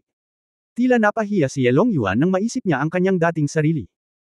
Uncle Sword God, ang mga pumatay na ipinadala ni Jiushang Tiainggong ay isang grupo ng mga desperado, pumatay ng mga tao sa anumang paraan. Kung magagamit ako, handa akong samahan ang iyong mga kalahok. Nagboluntaryo si AU. Tumawa si Ren Tianquo at nagsabi, kung hindi lang ako mapatay ng ilang mamamatay, hindi ko na kailangang pumunta sa kompetisyon. Humikab si Jihan Tian, pwede bang bilasin mo, kulang ako sa tulog kamakailan. Orihinal na sinabi ni Ye Fan na ang 8-door competition ay hindi masyadong mahalaga. Ngunit ang ginawa ni Feng Jixiao sa pagkakataong ito ay sobra. Dahil sobrang nagmamalasakit si Feng Jixiao sa Baman Great Competition, kailangan talaga niyang seryosohin ito. Bilang karagdagan, ang 8 Gates Great Competition ay talagang isang pagkakataon para sa Hongmeng Universe na maunawaan ang lakas ng Wild Universe. Kung mayroon kang sapat na lakas, ang mga tao ay titingin sa iyo ng direkta, kung hindi man ang lahat ay magiging walang laman na usapan. Kahit na magtago ka, maaari kang maging foolproof, ngunit hindi iyon ang aming estilo. Kapag nagpadala ng killer ang kabilang partido, parang naghahanap ng foreign aid, para hanapin din natin. Kaagad na natagpuan ni Ye Fan si Wu Jiao, Ye Duxing at iba pa, na magaling dito. Lingid na labanan, hindi masyadong kapansin-pansin ang Diablo. Agad na nakilala ni AU ang mga matandang kasamahan na ito mula sa Anman. Sila. Sumimangot si AU at sinabing, Uncle Sword God, unsect level, maliban kay Bai Wumang, natatakot ako na ang iba ay hindi sapat na ligtas. Ngumisi si Ye Fan, tingnan mong mabuti, pareho sila ng dati, ganun ba talaga? Natigilan si AU, naglabas ng matinding amoy ng isang halimaw, at maingat na pinagmasdan ito. Hindi nagtagal, nagbago ang mukha ni AU, hindi ka panipaniwala. Paano kaya? Anong nangyari sa kanila? Maaaring tawagin ni Master Sword God ang kanyang sarili na kapatid ng Demon Emperor, at natural na magkakaroon siya ng malalim na relasyon sa kanya. Sabi ni Wu Jiaowan. Naisip ito ni AU, talagang may katuturan ito, at mas kumbinsido siya kay Ye Fan. Yumuko si Wu Jiao ng kanyang ulo ng mapagpakumbaba, upang makapaglingkod sa Panginoong Sword God, swerte ko ito sa loob ng 3 buhay, at kailangan kong gawin lahat. Killer. Dinilaan ni Ye Duxing ang maikling kutsilyo sa kanyang kamay, siya mismo ang pumatay sa Origin, sa pagkakataong ito ay mas interesado. Hindi nasisiyahang sinabi ni Ren Tianquo, Ye Fan, hindi mo kailangang magpadala ng isang tao para protektahan ako. Ancestor Tianquo, alam kong may tiwala ka sa iyong sarili, ngunit ang problema ay, dahil ang kabilang partido ay walang prinsipyo, hindi mo kailangang maging masyadong matuwid. At sasali ka. Dobby, ang pagtagas ng maaga ay hindi nararapat, sabi ni Ye Fan. Sumimangot si Ren Tianquo at sa wakas ay pumayag. Ito ay naayos na tulad nito. Ayon sa plano, pumunta kayo para lumahok sa 8-door competition. Mag-iisa akong kikilos, pupunta sa Hongmeng, at hahanapin muna si Tai Kang. Utos ni Ye Fan, at sumang-ayon ang lahat. Mukhang mawawala ng ilang mandirigma ang aking walang patid na ama sa pagkakataong ito. Tinuya ni Feng Yu ang kanyang mukha, at tila nag-e-enjoy na panuurin si Jiu Shangtia Ingong na nanliliit. Bagaman si Wu Jiao at ang iba pa ay advanced sa lakas, hindi dapat maging problema ang pagharap sa mga mamamatay tao na iyon. Ngunit si Feng Jishao, Jili Uhe, Shi Sanchuan, at ilang immortal mula sa Jiu Shangtia Ingong ay mahirap pa ring harapin. Mahigpit na sinabi ni Bai Wumang, Sword God, kapag nagkaroon ng tunay na paghaharap, hindi ito isang labanan para sa iyo lamang, ngunit kailangan mo pa ring gumawa ng isang ligtas at maayos na diskarte. Wala pa ba tayo? Huwag kang mag-alala, kapatid, ako, si Feng Xiaotian, ay napahiya at nawala ng 1,000 milya. Kailangan kong lumabas lahat. Tinapik ni Feng Xiaotian ang kanyang dibdib at sinabi. Hindi napigilan ni Ye Fan ang matawa at sinabing, narinig ko ang dami mong sinabi tungkol sa Jiu Shangtia Ingong, Feng Jishao, curious talaga ako, anong klaseng lugar ito? Jiu Shangtia Ingong. Sabi mo, itong nakapaso na halaman ay Huang Jiangyo. Si Feng Jishao ay nakatayo sa gitna ng bulwagan, nakatingin sa mga nakapaso na halaman na ibinalik ng dalawang nahihiyang katulong. Sa sandaling ito, ang anyo ng tao ni Huang Jiangyo ay hindi na makikita, at may natitira na lamang na kakaibang hitsura. Oo, Palace Master, naging mabagal kami sa pagbabalik dahil sa mababaw naming paglilinang. Patawarin mo ako. Ang mabagsik na Emperor Swordsman na iyon ay hindi kayang labanan ni Elder Huang, at wala tayong magagawa. Ang Emperor Sword, hindi patay. Si Jili Uhe, na kumakain ng karne at umiinom na may hawak na malaking steak sa kamay, ay sumigaw. Anong ginagawa ng mga Titans?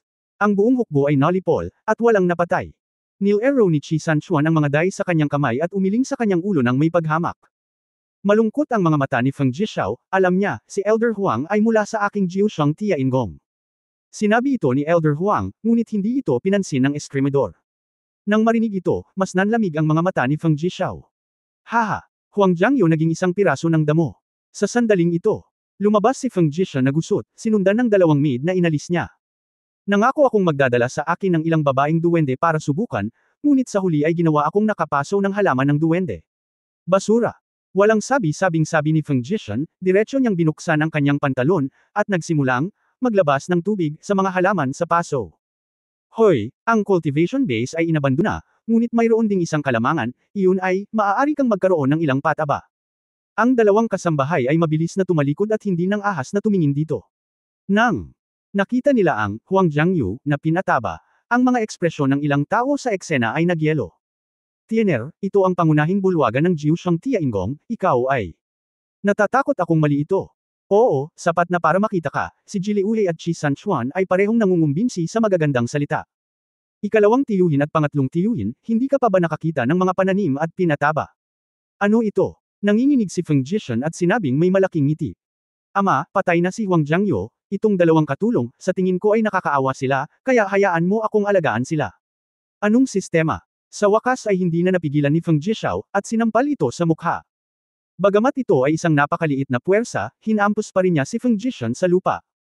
Isang bibig ng dugo ang bumulwak, at ilang ngipin ang gumulong sa bulwagan. Kabanata 3649 na pakialam sa akin. Nang makita ang eksenang ito, kapwa naging tensi na Jili Uhe at Chi Sanchuan, alam nilang may mali.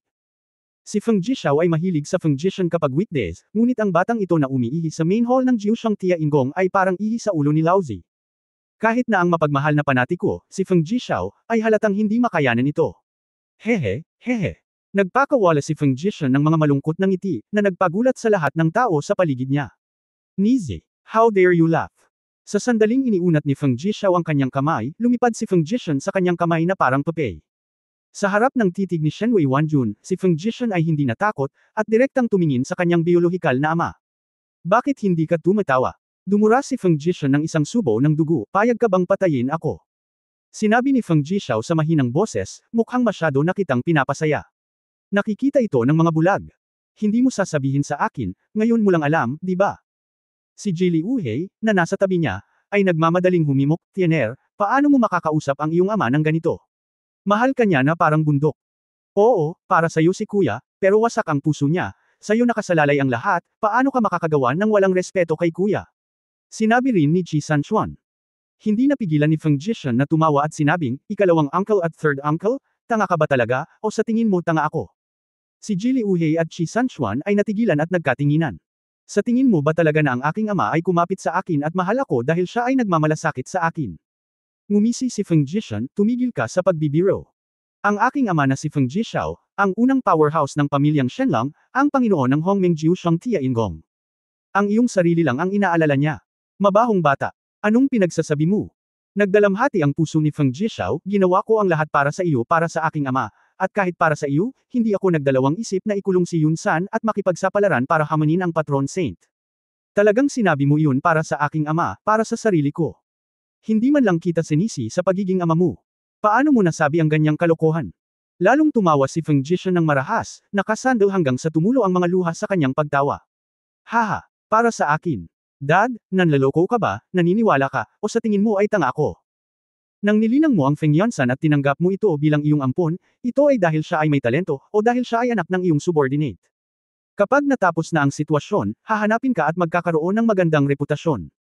Ngunit ang adopted son, kung tutusin, ay ang adopted son. Hindi ito ang iyong binhi. Ito ay hindi dugo ng iyong Feng Jixiao, ngunit ang laman at dugo ng iyong mga nasasakupan. Kaya kapag nakapasok ako sa Qinglong, hindi mo matitiis ang prestihiyo ng Feng Yunsan sa itaas ko. Ang iyong ampon, hindi ka maaaring maging mas makapangyarihan kaysa sa iyong sariling anak, dahil ang iyong anak, si Feng Jixiao, ay dapat ang pinakamalakas. Napakahirap mong bawiin ako, hindi ba, sa dinami-dami mong anak, ako lang ba ang nakasunod kay Feng Tredio at nakarating sa Qinglong? Huwag mong isipin na hindi ko alam, noong huling beses mong ipinadala si Feng Linwan, noon pa ako nagpunta para mag-recruit kay Feng Tayo. Ngunit hindi ka pinapansin ni Feng Tayo, at sa akin ka lang umaasa. Ikaw Feng Jixiao ay isang makapangyarihang puwersa sa Hongmeng, ang numero unong powerhouse ng Shenlang, kung mayroon kang isang Qinglong kung wala kang anumang mga anak, paano mo makikilala ang mga tao? Sa tuwing magsasalita si Feng Jishan, medyo nagiging pangit ang mukha ni Feng Jixiao. Feng Yunsan, ako, Feng Tayo, at maging ang mga nasasakupan ni Jiu Shang Tia Ingong ay mga hiyas lamang sa iyong korona ng Feng Jixiao. Lahat ng gagawin mo ay para ikaw ang unang tao sa Hongmeng. Maaaring magningning magpakailanman. Paano magkakaroon ng isang ama sa mundo na magpapakasawa sa kanyang anak at papatay sa kanyang asawa? Pagbigyan ang kanyang anak, paulit-ulit na magkakamali. Ikaw lang. Feng Jixiao, interesado ka lang sa Qinglong cultivation base ko, Feng Jietian. Hindi ako. Itong anak mismo. Kaya kahit anong gawin ko, maaari kang pumikit, anuman ang mabuti at masama. Dahil sa iyong paningin, hanggat nabubuhay ako, sapat na, mabuti man ako o masama, para sa iyo. Walang kabuluhan. Hindi mo ako tinuring na anak, palamuti mo lang ako. Duguan ang mga mata ni Feng Jishan at napuno ng luha ang kanyang mga mata. Tumahimik ka. Kinagat ni Feng Jixiao ang kanyang mga ngipin, at ang hangin sa eksena ay tila kumulog. Sina Jili Uhe at Chi Sanchuan ay may komplikadong mga ekspresyon sa kanilang mga mukha, at hindi sila nang ahas na magpahangin. Galit ka ba? Kung galit ka, papatayin mo ako. Pero payag ka ba? Tumawa si Feng Jishan, kung mamamatay ako, pagtatawanan ako ni Quan Hongmeng sa likod ko. Ang dalawa mong anak na Qinglong, isa ang napatay at ang isa ay napatay, nahihiya ka siguro. Bumitiw si Feng Jixiao, tumalikod, at huminga ng malalim. Tiener, mayroon kang mga kalabisan na iniisip kapag ikaw ay nasa mahinang mod. Bumalik ka at magpahinga. Kung gusto mo ng babae, mag-aayos ako ng ilang babae mula sa mabubuting pamilya para sa iyo. Ang dalawang katulong ni Huang Jiangyo ay hindi karapat-dapat para sa iyo. Tiningnan ni Feng Jishan ang dalawang kasambahay na may nakakaawang mga mata. Mukhang papatayin mo ang mga tao ngayon. Tama, pagkatapos marinig ang mga salitang ito, paano sila makakalabas sa Jiu Shang Tia Ingong? Ang iyong pamilya, Feng Jixiao, ay kapuspalad, at hindi ito dapat ipasa sa mga tagalabas. Sa sobrang takot ng dalawang maid ay napaluhod sila. Palace Master, iligtas ang iyong buhay. Please let us go, we are willing to dedicate everything to you. Yumuko si Feng Jishan, tumingin sa dalawang katulong, bamantong hininga at umiling, alam mo ba kung ilang babae ang pinapaboran ng aking ama araw-araw? Ang Shenlang clan ay nagpapadala ng libu-libong kababaihan bawat taon, sa tingin mo ba ay makikita niya ito? Go on you. Haha, nakakatawa na iniisip ng lahat ng Hongmeng na ako, si Feng Jishan, ay isang halimaw na nakikipaglaro sa mga babae. Ngunit walang lumingon. Ang aking ama, isang matandang hayop, ay napakaraming beses na mas mahusay kaysa sa akin. Umuungol. Gatlang M. Bago pa matapos magsalita si Feng Jishan, isang dagandong ng dragon ang umalangaw sa bulwagan. Gamulong si Feng Jishan at bumagsak sa lupa sa sakit, hawak ang kanyang ulo at umiiyak. Gayunpaman, ang dalawa pang maid, pati na rin ang maid na dinala ni Feng Jishan, ay direktang dumudugo mula sa 7 orifice, at ang kanilang primordial spirit ay nabasag. Si Tiener ay nasa A. bad mood, ibalik mo siya at magpahinga ka ng mabuti. Nang inag si Chi Sanchuan, at mabilis na tumanggaw ng nakangiti, oo, kuya. Kahit saan man nanunuya si Feng Jishan, kinaladkad siya ni Chi Sanchuan at tumanggaw kaagad. Huwag kang mag-alala, kuya, lahat sila ay mga veterano ng Hongmeng. Yung mga baguhan lang na hindi alam kung paano sila namatay. Lumingon si Feng Jishao na may blankong mukha, sinabi niya, maraming bagay ang nangyari kamakailan. Hindi ako umaasa na maapektuhan ang pundasyon ng Jiushang Tiangong na itinayo ng tatlo nating kapatid dahil sa ilang ganid na maliliit na gangster. Lahat ay magiging kasing tatag ng bato. Kamakailan, napansin ko na maraming matatanda sa Jiushang Tiangong ang naging matamlay. Sana kayong dalawa, huwag niyo akong pababayaan.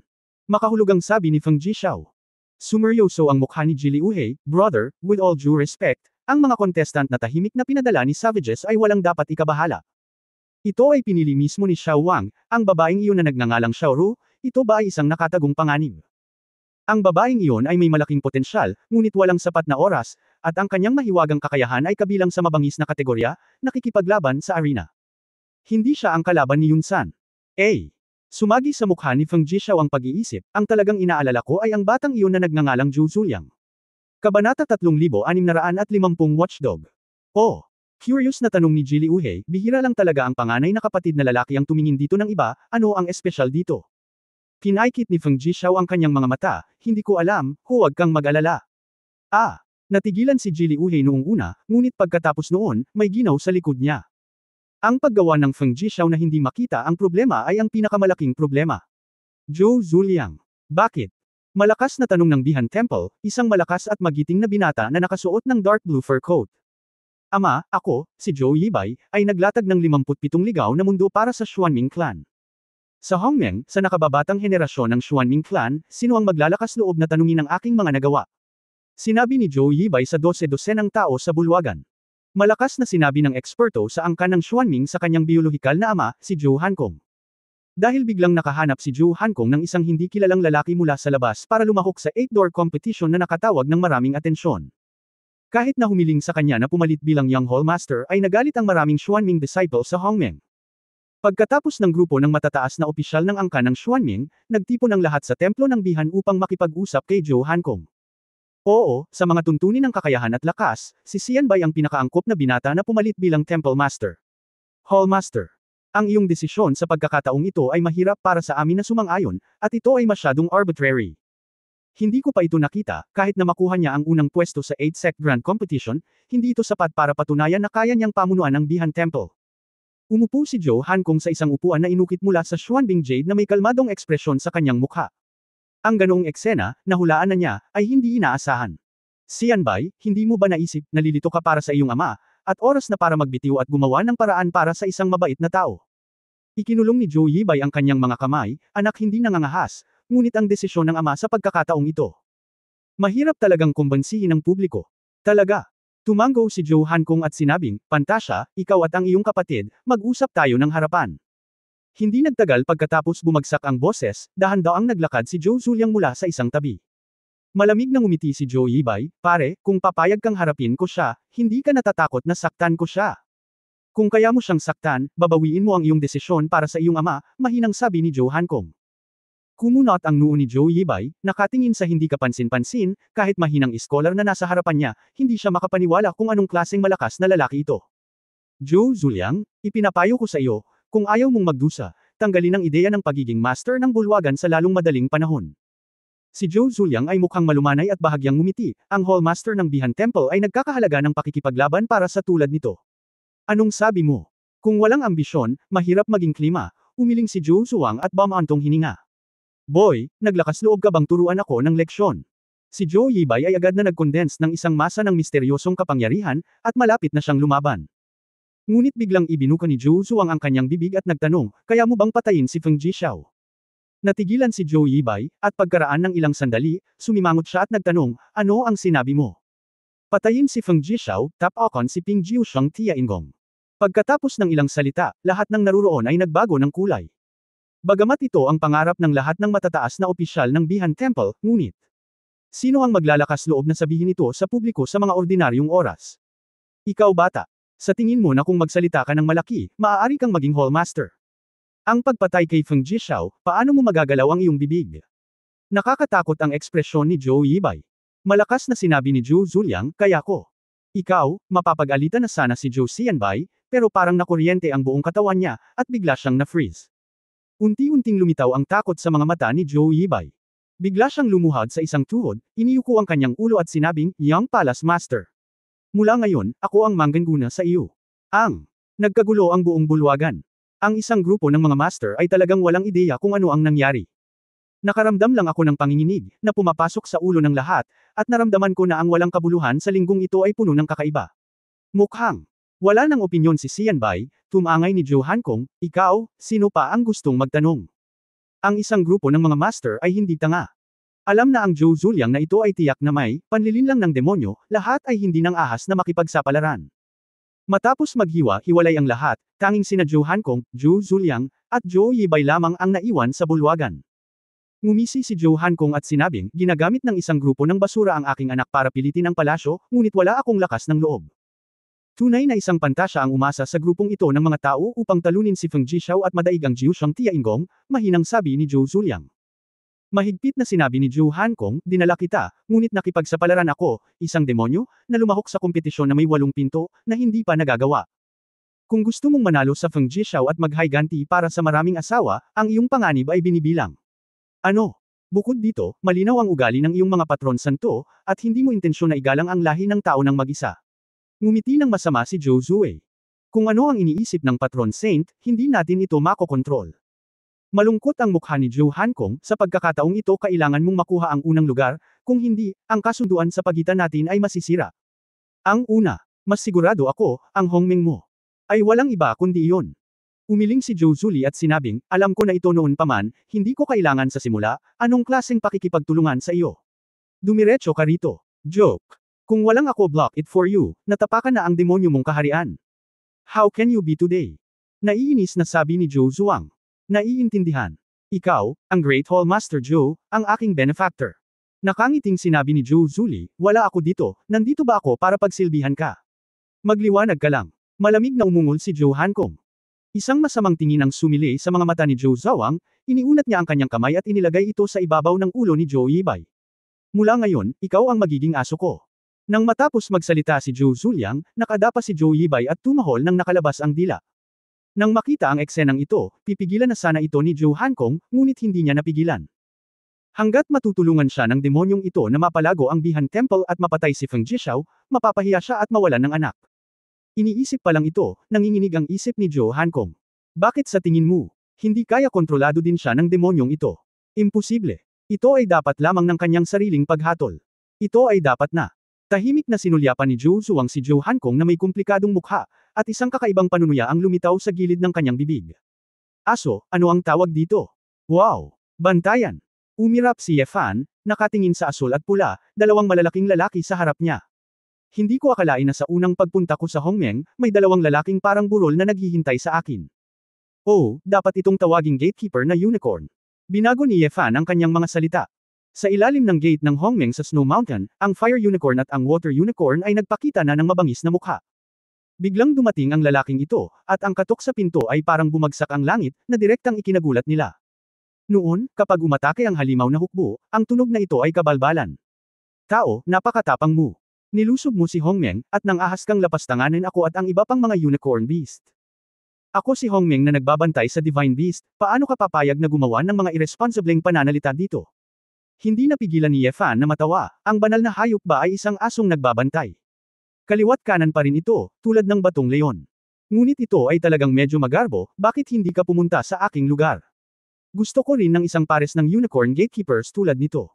Sanay na si Ye Fan na makakita ng mga top-level na mythical beast, at ipinagmamalaki ni Ye Fan ang ganitong uri ng tao na handang bantayan ang gate at ipinagmamalaki ito. Tumingin sa ibaba. Ang apoy na unicorn ay puno ng apoy, ang kanyang mga mata ay parang gumugulong na lava, at ang kanyang mga paa ay bumubula ng hindi mabilang na apoy. Matapang na tao, nanliligaw sa kamatayan.